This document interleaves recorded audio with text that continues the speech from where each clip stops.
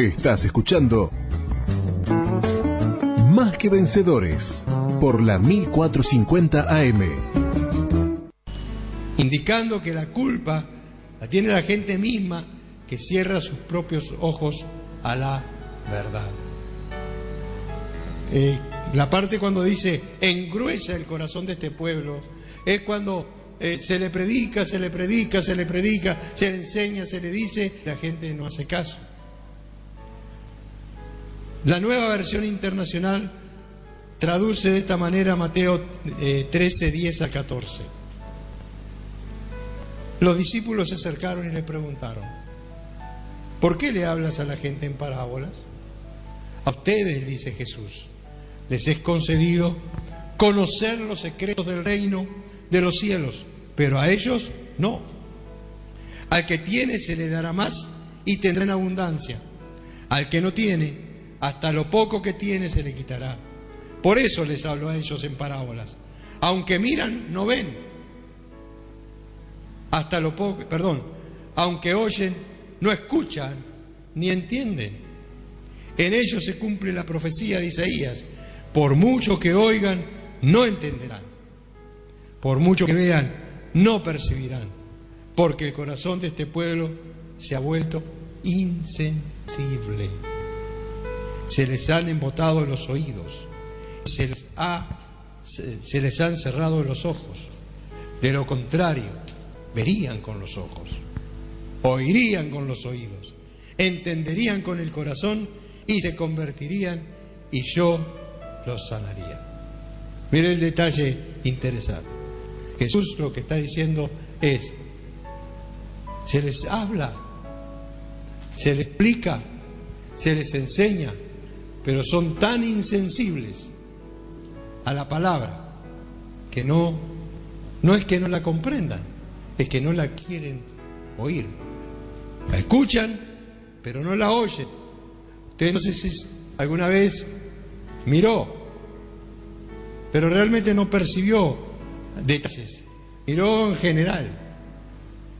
Yo, por ejemplo, estoy mirando en general, pero como hay poca luz, no puedo ver detalles. No puedo ver los rostros, salvo el de la hermana que está acá siempre adelante. Pero los detalles cuando uno presta atención al mirar. Lo mismo al oír.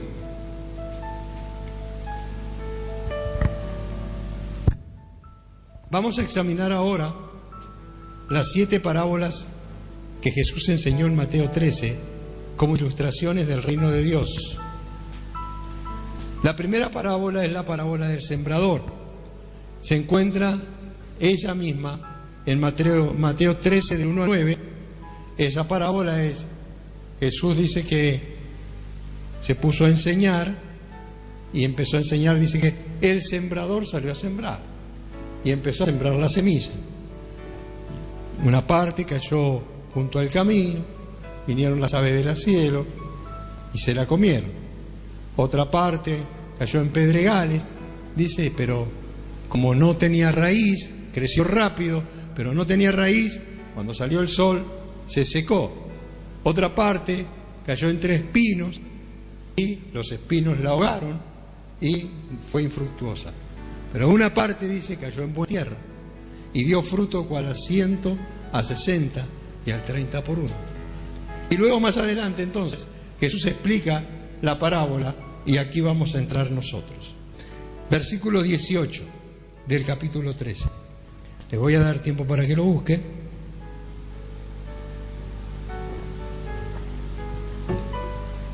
Y traten de mantenerse en el capítulo 13 de Mateo, porque casi todo va a ser en ese capítulo.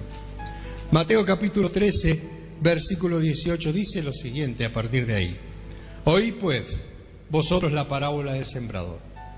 Cuando alguno oye la palabra del reino y no la entiende, viene el malo, es decir, el diablo, y arrebata lo que fue sembrado en su corazón.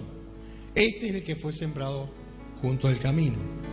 La persona recibe la palabra, pero no la entiende, no la comprende, no percibe la profundidad de la palabra. Entonces, inmediatamente viene el enemigo y arrebata la palabra. se la quita, entonces esa palabra no puede penetrar al corazón y no puede hacer una transformación y no puede hacer un cambio. Y entonces dice que estos fueron los que fueron sembrados junto al camino. Y el que fue sembrado en pedregales, este es el que oye la palabra y al momento la recibe con gozo. Usted habrá conocido gente así, gente que es muy emocional. Escuchan la palabra y lloran, se emocionan, quedan totalmente conmovidos. Hay gozo en su corazón por la palabra que han recibido, pero no tienen raíz en sí. Es decir, son emocionales nada más. No permiten que la palabra penetre al corazón para que eche raíz. Este es el que oye la palabra y al momento la recibe con gozo, pero no tiene raíz en sí, sino que es de corta duración. Pues al venir la aflicción o la persecución por causa de la palabra, luego tropieza. Es decir, la recibió con gozo, está en la iglesia, no hay pruebas, no hay dificultades, no hay persecuciones, y entonces hay gozo por lo que Dios le ha hablado. Se conmueve en el corazón, se emociona hasta las lágrimas, pero sale de ahí, va a sus quehaceres y comienzan las persecuciones, porque dice por causa de la palabra, es decir, la palabra determina una norma de conducta que tenemos que mostrar cada día, y entonces la persona es confrontada, es perseguida y la palabra se pierde porque es de corta duración. La palabra en esa vida no hace transformación porque la persona no permite. Y entonces estos son los que, dice, no tienen raíces, brotan rápido y son quemados por los rayos del sol. El que fue sembrado entre espinos, este es el que oye la palabra, pero el afán de este siglo, el engaño de las riquezas ahogan la palabra y se hace infructuosa. Reciben la palabra, ¿sí? Les gusta, entienden que es el mensaje de Dios para ellos y que está bien, pero tienen otros proyectos de vida u otras prioridades. Los afanes de este siglo, todo lo que el mundo ofrece, todo lo que el mundo muestra, que lo muestra de manera atractiva a los ojos, entonces entra a competir con las exigencias de la palabra. Y el afán por las riquezas, por obtener más, por tener más, también compite con la palabra y dice que la hace infructuosa. Interesantes los detalles que Jesús muestra. Pero el que fue sembrado en buena tierra, dice, este es el que oye y entiende la palabra y da fruto. Oye y entiende y da fruto y produce a 100, a 60 y a 30 por uno. Es decir, que de cada 4 personas que escuchan el Evangelio hay al menos uno que es un corazón fructífero y que va a dar buen fruto abundante para la extensión del reino de los cielos. En buena tierra. Buena tierra es el corazón sensible. Buena tierra es el corazón dispuesto a obedecer a Dios. Buena tierra es la persona que se niega a sí mismo cada día, toma su cruz y dispuestamente sigue a Cristo. Buena tierra son aquellos que se niegan todos sus derechos para que primen los derechos de Dios. Jesús explicó que hay 4 clases de oidores: los que no entienden la palabra, los que caen entre pedregales superficiales, no permanecen, los preocupados por los afanes de la vida, pero también están los corazones humildes, los que son buena tierra y que dan mucho fruto. El fruto es en beneficio del reino de los cielos. Vamos a continuar entonces con la parábola del trigo y la cizaña.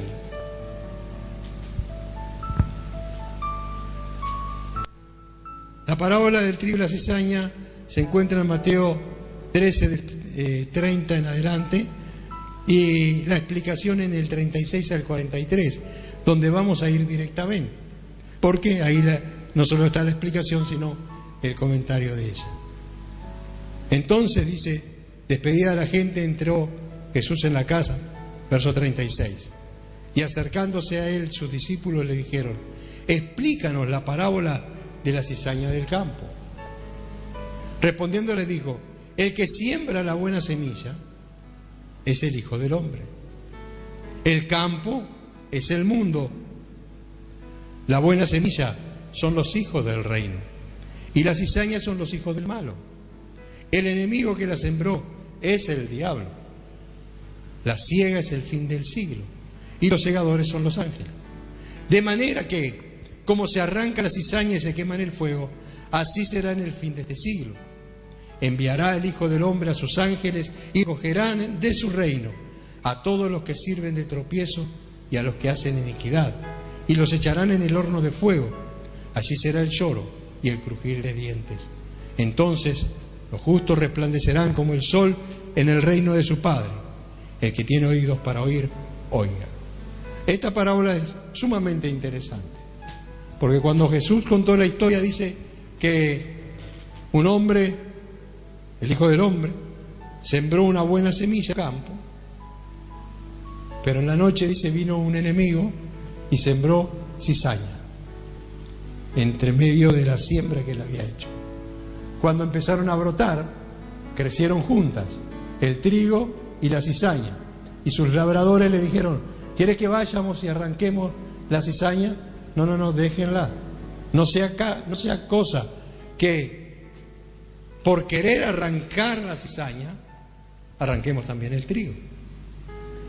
Y Jesús lo que está haciendo es una referencia al reino de los cielos, que vienen al reino de los cielos personas que se convierten de verdad, pero también vienen de los otros, gente que nunca se convierte y que están son emisarios de Satanás.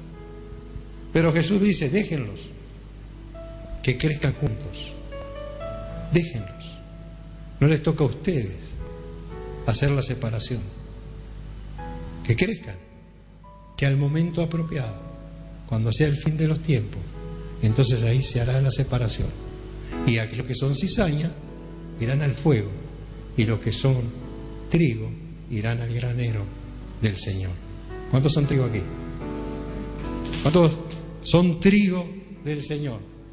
Hay una canción que cantaba un hermano hace años, yo no estoy como para cantar hoy, decía: trigo soy del granero del Señor. Trigo soy del granero del Señor. Como Milagro, ¿te acordás? Bueno, algo habla del trigo y de la cizaña, y dice, que al final le dice: así quiero ser yo, Señor, como el trigo en el granero del Señor. Y hermanos, es una metáfora, obviamente, para referirse a las personas que dan fruto en el reino de Dios. Una metáfora de ser trigo. Y no es que nosotros seamos un grano de trigo, pero nosotros tenemos que dar frutos en el reino de los cielos. Entonces, Jesús explica dos parábolas. En el capítulo 13 hay 7 parábolas, pero él solo explica 2. Y es interesante entender por qué él explica la parábola del sembrador y explica la parábola del trigo y la cizaña. Es que hay siembra en las dos, pero en las dos la semilla no es la misma. En la parábola del sembrador, ¿la semilla de qué es? ¿Qué es en la parábola del sembrador? Fuerte, por favor. La palabra. En la parábola del sembrador, la semilla es la palabra que es sembrada en los corazones.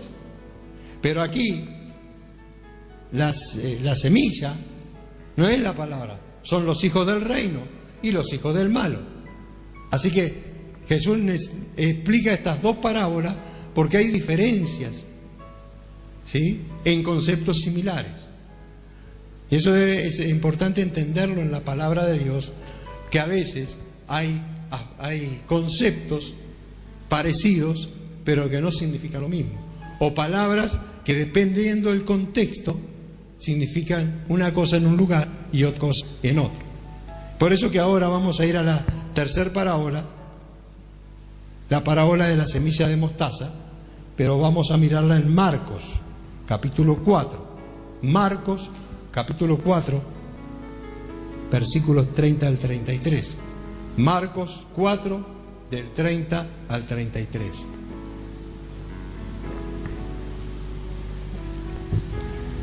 La parábola de la semilla de mostaza.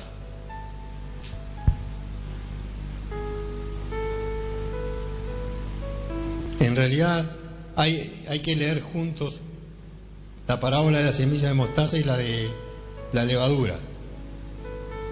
Decía también: ¿a qué haremos semejante el reino de Dios, o con qué parábola lo compararemos? Es como el grano de mostaza, que cuando se siembra en tierra es la más pequeña de todas las semillas que hay en la tierra, pero después de sembrado crece y se hace la mayor de todas las hortalizas y echa grandes ramas, de tal manera que las aves del cielo pueden morar bajo su sombra. Interesante el detalle, porque está hablando de una hortaliza. Ya una hortaliza es un producto de la tierra, ¿sí?, que no crece mucho. Sin embargo, dice que esta se convierte en árbol. Esta hortaliza es una semilla muy pequeña, pequeñita, súper pequeña. De hecho, según Jesús, es la más pequeña de todas las semillas. Pero se planta en la tierra y comienza a crecer. Y comienza a crecer y dices que se convierte en un árbol. Y llega a medir hasta 4 metros de altura. Dice que las aves del cielo, dice, vienen y pueden hallar protección en sus ramas. Entonces lo que nos está diciendo esta parábola, que la magnitud del reino de los cielos, la extensión del reino de los cielos, que aunque comenzó con Jesús y sus discípulos, un grupo muy pequeño, eso es lo que representa la semilla, tan pequeña, un grupo pequeño empezó, pero se ha extendido por el mundo.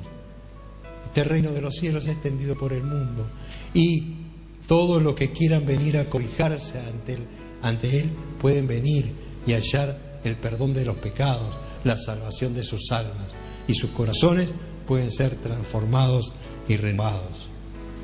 Así que aquí vemos algo insignificante creciendo muy grande, como el reino de Dios crece donde quiera que es sembrada la palabra de Dios. Donde quiera que usted siembre la palabra de Dios, ahí va a haber germinación. En algún va a haber uno de 4 corazones, por lo menos, que van a responder, y se va a extender el reino de los cielos de una manera sobrenatural, porque para eso es que ha venido a este mundo. La parábola de la levadura es en Lucas 13:20. Lucas 13:20 es la parábola número 4, la de la levadura.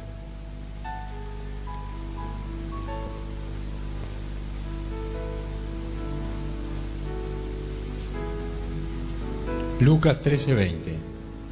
Y volvió a decir: ¿a qué compararé el reino de Dios? Es semejante a la levadura que una mujer tomó y escondió en 3 medidas de harina hasta que todo hubo fermentado. No sé cuántos han hecho masa con levadura acá, pero es un trabajo que se hace en lo interno de la masa. La levadura comienza a fermentar y comienza a trabajar de adentro hacia afuera. y entonces la masa comienza a crecer. Así es el reino de los cielos, hermanos. El reino de los cielos es donde usted y yo estamos habitando. ¿Entiende la importancia de conocer el reino de los cielos? Porque usted y yo somos ciudadanos de este reino de los cielos. Y el rey de este reino es Dios mismo. Entonces nosotros habitamos en el reino de los cielos, moramos en el reino de los cielos y somos una gran cantidad de gente, millones y millones de personas, pertenecemos y somos ciudadanos del reino de los cielos. Y debemos de vivir de tal manera que honremos al Rey de este reino, al Jesucristo, el Rey de Reyes y Señor de Señores. De tal manera que podamos extender este reino con sabiduría y con inteligencia. Hay algunas parábolas más. La del tesoro escondido.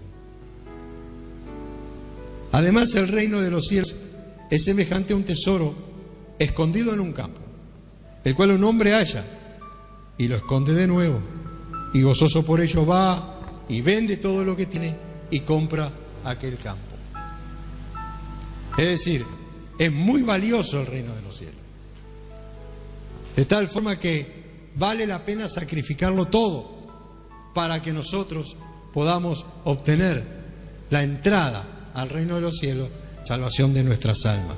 El verdadero valor del Evangelio es como un tesoro escondido y debemos buscar para encontrarlo.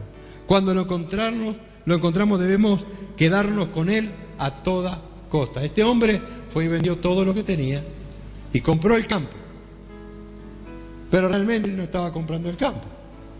¿Qué estaba comprando? El tesoro que estaba escondido. Entonces, nosotros debemos de esforzarnos, hermano, para vivir de acuerdo a las demandas que Dios establece de cualquier ciudadano de su reino.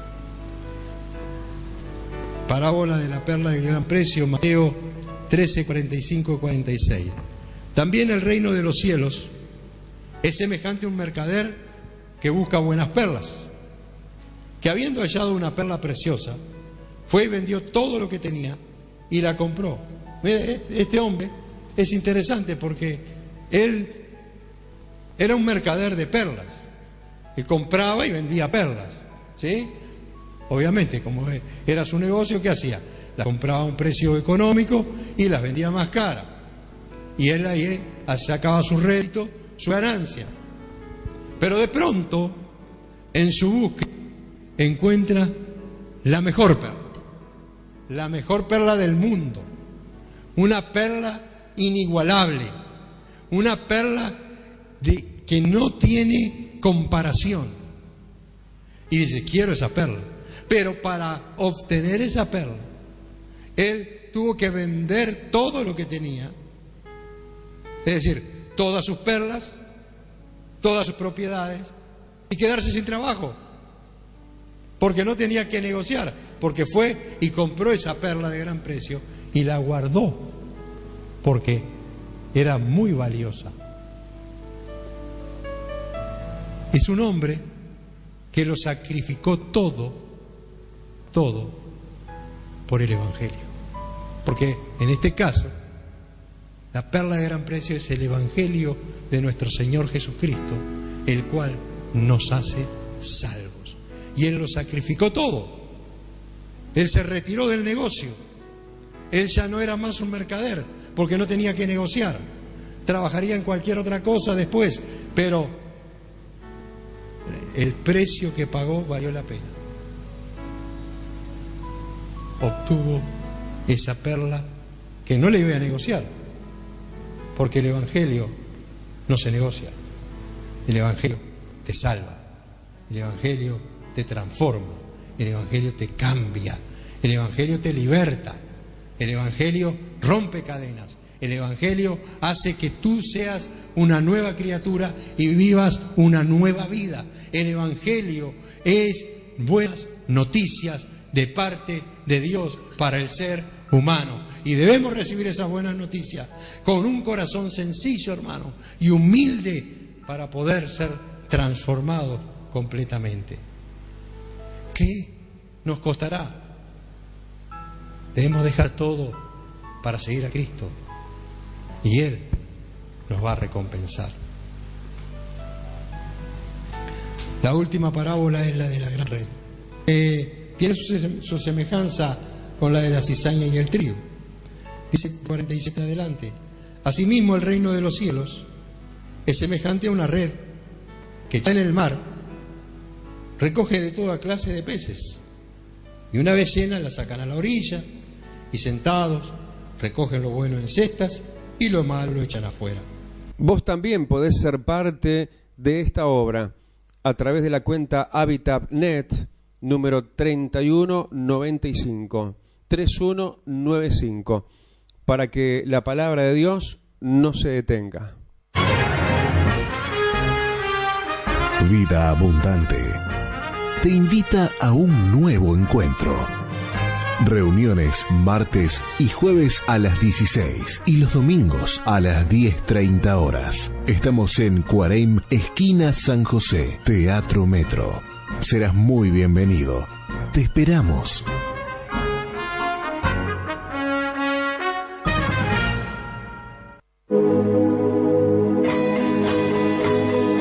En el barrio Buceo, en Alicante, 1721, esquina Ramón Anador.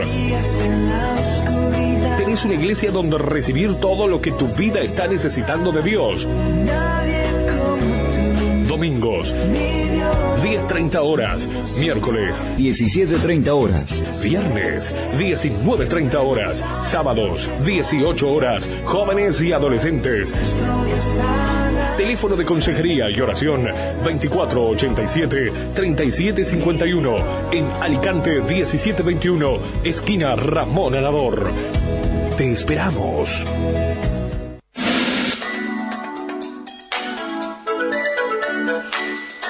Hasta aquí hemos llegado.